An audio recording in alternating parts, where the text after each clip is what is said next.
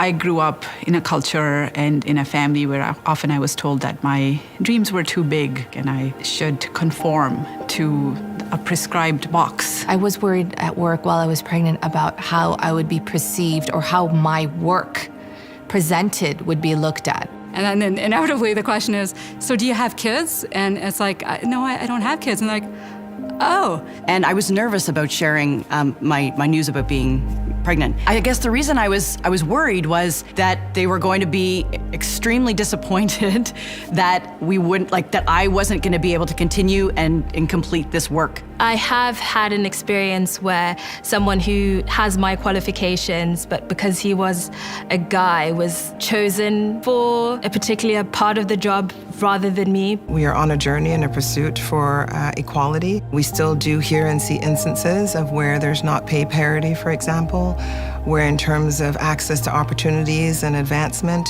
it might not be as progressive as we would like. The other part I think about is, I have 2 young kids, and I think about, what type of company do you want them to work in? And you sort of think about, are you taking the company in that direction, or are you, you're okay that your daughter wouldn't have the same opportunities that your son would have? You need to show up and you need to stand up for the women that you work with. Don't be afraid to risk your own reputation to stand up for somebody that you believe in. It takes effort, it's hard work, and it's worth it because the outcome, I think, will be greater than the effort that's put into it. Women are just as competent, if not more competent, than men at the same positions or whatever it is that they choose to do. The mark, in my perspective, would be complete equality.